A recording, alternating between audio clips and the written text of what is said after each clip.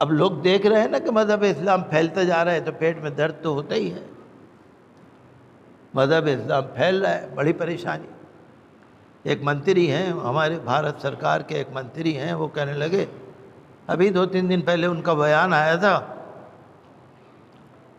کہ مسلمانوں میں رواداری بالکل نہیں ہے. رواداری کا مطلب یعنی مل جل کے رہنا. جیسے عید ملن کر دیتے ہیں آپ، پروگرام کر لیتے ہیں، کچھ فنکشن کر لیتے ہیں. رمضان میں ہم دیکھ رہے تھے لوگ روزہ افطار کی پارٹیاں کر رہے تھے، مسلم بھی مل رہے ہیں، غیر مسلم بھی مل رہے ہیں. رواداری ہے، کوئی پڑوس میں رہ رہے ہیں، کوئی کہیں رہ رہے ہیں.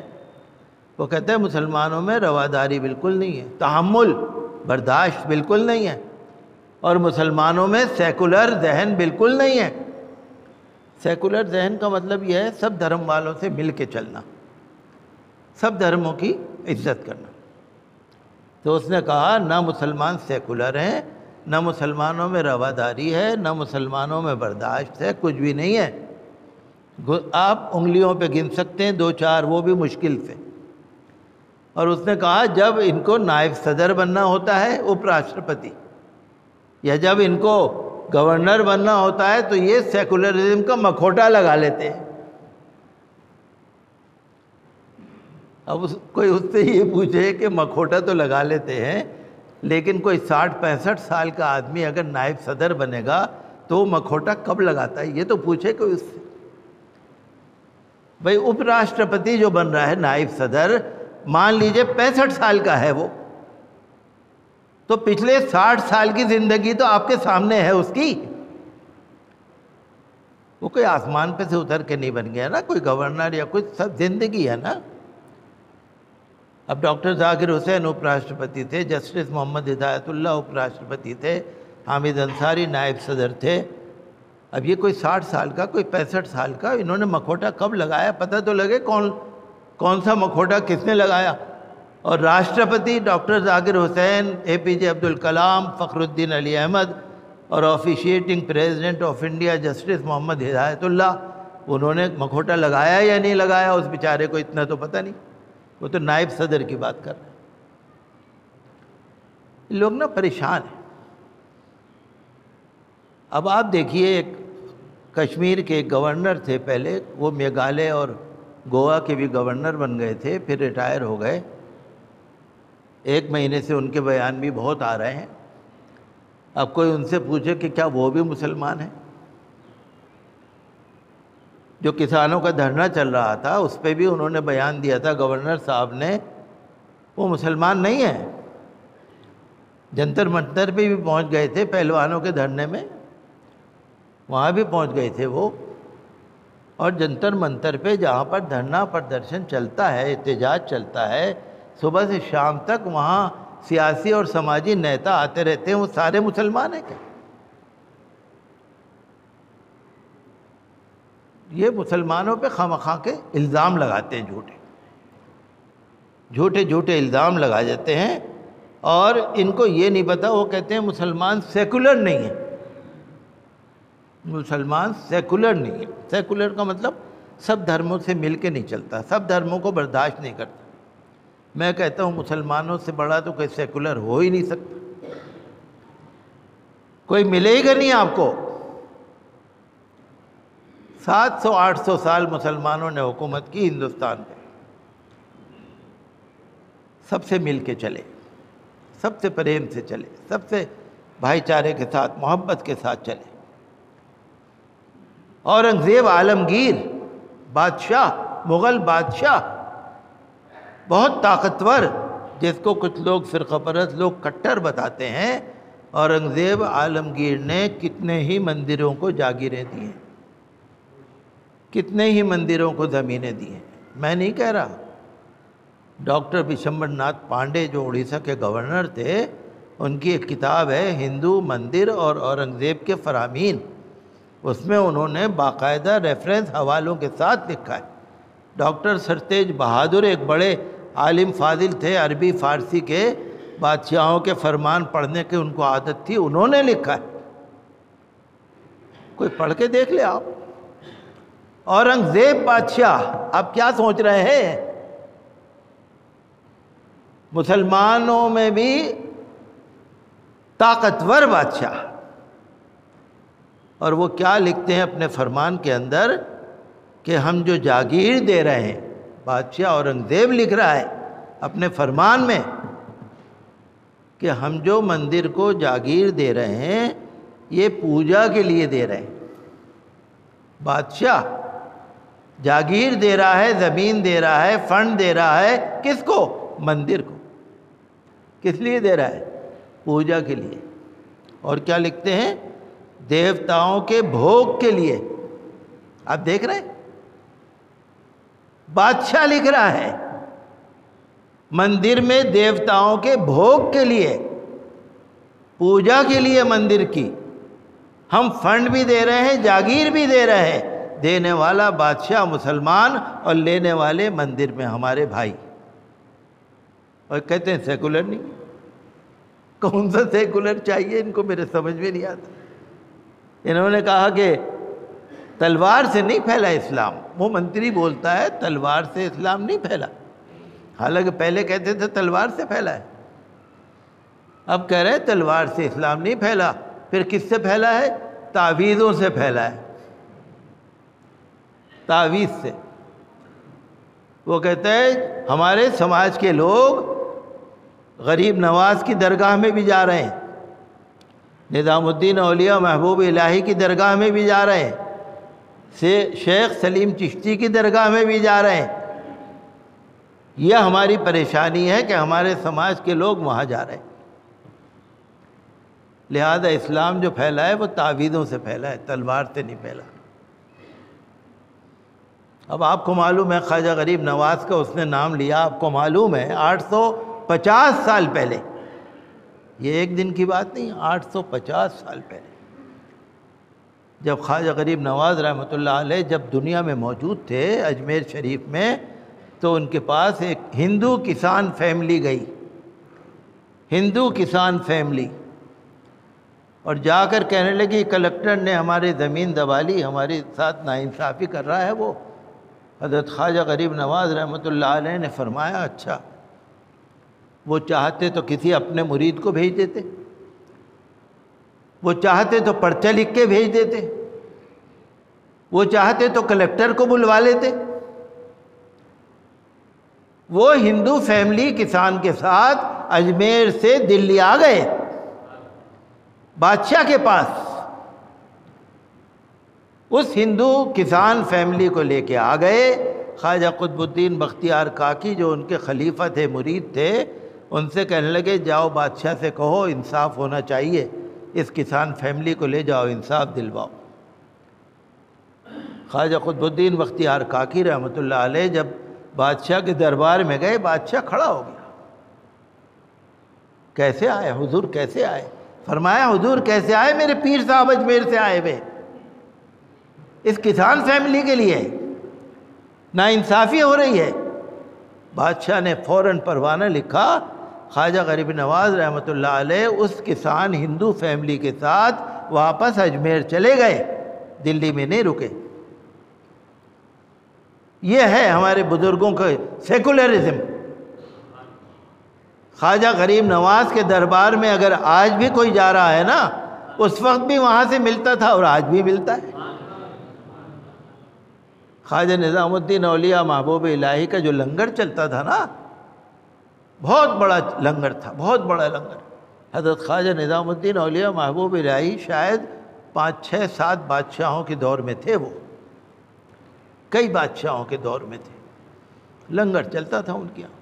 بہت تفصیل ہے، میرے پاس وقت نہیں ہے. اتنا لنگر چلتا تھا، اتنا کھانا بٹتا تھا کہ جو دن بھر کے چھلکے ہوتے تھے سبزیوں کے، ترکاریوں کے، وہ آدمی اٹھا کے نہیں لے جاتا تھا، اونٹوں پہ لاد کے کوڑے پہ جا کے ڈالے جاتے تھے. لنگر چلتا رہتا تھا، چلتا رہتا تھا، صبح سے شام تک لوگ کھاتے رہتے تھے. آپ کو معلوم ہے 50% اگر مسلمان تھے تو 50 سے زیادہ ہندو بھائی تھے ہمارے. کس کو سیکولر کہیں گے؟ کون سیکولر نہیں ہے؟ اورنگزیب بادشاہ سے لے کے، اکبر بادشاہ سے لے کے، سلطان شمس الدین التمش سے لے کے اور بہادر شاہ ظفر تک کون نہیں ہے سیکولر؟ اور آج کون نہیں ہے سیکولر، اور کون سے خواجہ سیکولر نہیں ہے؟ یہ کہتے ہیں سیکولر ہی نہیں ہے، یہ کہتے ہیں تعویذوں سے پھیل رہا ہے۔ اسلام جو ہے نا، نہ تعویذ سے پھیلا، نہ درگاہ سے پھیلا، نہ خواجہ سے پھیلا، نہ کسی میرے یا آپ سے پھیلا۔ اسلام پھیلا ہے اللہ سے، اسلام پھیلا ہے اپنی کوالٹی سے، اپنی اچھائی سے، اپنی اچھی تعلیمات سے۔ کہیں گارڈن میں اگر گلاب کا پھول کھلا ہوتا ہے نا، اس کو کسی ایڈورٹیزمنٹ کی ضرورت نہیں پڑتی، ہر ایک چاہتا ہے میں اس کو لے لوں۔ آج دنیا بھر میں اسلام پھیل رہا ہے، چاہے سائنسداں ہوں، چاہے ارب پتی ہوں، چاہے لکھ پتی ہوں، چاہے کروڑ پتی ہوں، چاہے غریب ہوں، چاہے امیر ہوں، کوئی بھی ہو، اب ان کے پیٹ میں درد ہوتا رہتا ہے کہ اسلام کیسے پھیل رہا ہے۔ ہم تو یہی کہتے ہیں کہ اگر آپ کو پڑھنا ہے نا، ڈاکٹر بشمبر ناتھ پانڈے کی کتاب پڑھ کے دیکھ لو، آپ کے خود ہی سمجھ میں آ جائے گی۔ بہرحال میں تو یہی چاہتا ہوں کہ یہ جو فرقہ پرستی پھیلانے والے ہیں، ہمیں ان کی طرف نہیں دیکھنا۔ یہ تو میں آپ کو تھوڑی سی بات بتا دیتا ہوں، ہمیں نہیں ان سے نہ جواب دینا، نہ ان کے منہ لگنا۔ ہمارا کام تو ہے عبادت کرنا، دعا کرنا، اپنے دین کو سمجھنا، ہمارا کام نہیں ہے یہ۔ کبھی کبھی سچائی کو سچائی سامنے لانی بھی پڑتی ہے۔ دی کیرلا اسٹوری جو بنی ہے نا، بھئی آپ کسی کا بھی بھیس بدل دو، کوئی لڑکی ہو آپ اس کو حجاب پہنا دو، کسی کو کالا برقع پہنا دو، کسی کے مانگ میں سندور بھر دو، بندی لگا دو، یا کسی عورت کو وہ جو عیسائیوں کی عورتیں پہنتی ہیں ہیڈ کور، وہ پہنا دو۔ جیسے کپڑے پہناؤ گے آپ کو ویسی لگنے لگے گی وہ۔ اب دی کیرلا اسٹوری کے اندر انہوں نے کہا کہ 32,000 لڑکیوں کا دھرم بدلوایا ہے، اور پھر خود ہی جا کے کہتے ہیں کورٹ میں کہ جی 32,000 نہیں، وہ تو غلط تھا، بس 3 لڑکیاں۔ تو پہلا جھوٹ تو یہی نکل گیا جو آپ 32,000 کہتے تھے۔ اور میں آپ سے یقین سے کہہ سکتا ہوں کہ دی کیرلا اسٹوری کے اندر جس کو یہ مسلمان دکھا بھی رہے ہیں نا، وہ مسلمان نہیں ہوگی۔ میں آپ کو بتا رہا تھا نا کہ جب رمضان آنے لگتا ہے تو کچھ لوگ بڑی تپسیا کرتے ہیں کہ زکوٰۃ صدقہ لینے کے لیے غیر مسلم بھی مسجدوں میں پہنچ جاتے ہیں بھیس بدل کے۔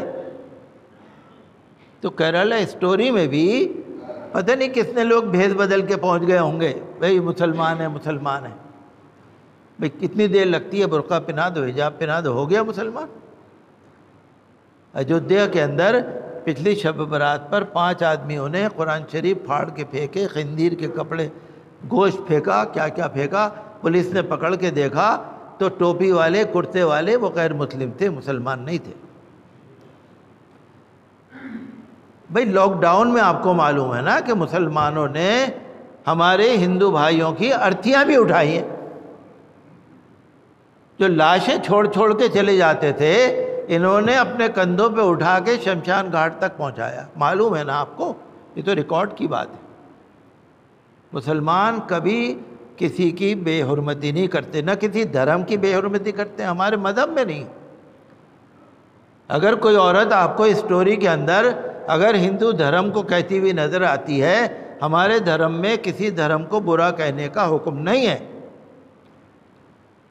کوئی اگر ہندو باپ ہے، ہندو ماں ہے، اس کی توہین کرنے کا حکم نہیں ہے۔ پیغمبر صلی اللہ علیہ وسلم کے پاس جب صحابہ کرام آتے تھے تو حضور فرماتے تھے اپنے ماں باپ کی عزت کرو، چاہے وہ مسلمان ہیں یا نہیں۔ مجھے کوئی صاحب بتا رہے تھے دی کیرلا اسٹوری کے اندر یہ ہے وہ ہے، ہمارے مذہب میں وہ ہے ہی نہیں۔ آپ کو معلوم ہے نا، جیسے اسٹوریاں ہوتی ہیں، اسٹوری ہوتی ہے، فلمیں بنتی ہیں، بھئی کہانی لکھتا کوئی ہے، گاتا کوئی ہے، میوزک کوئی بجاتا ہے، ایکٹنگ کوئی کرتا ہے، ایکٹر کوئی، کئی لوگ ہوتے ہیں نا۔ تو یہاں پر بھی دی کیرلا اسٹوری میں وہی لوگ ہیں جو فرقہ پرستی پھیلا رہے ہیں۔ انہوں نے ایک ڈرافٹ بنا کے دے دیا ہوگا اسٹوری کا، انہوں نے 2-4 ایکٹر لے لیا، 8-10 لڑکیاں لے لی، کسی کو حجاب پہنایا، کسی کے بندی لگائی، کسی کے سلیب لٹکا دی، کسی کو کچھ کر دیا، لو ہو گئی فلم۔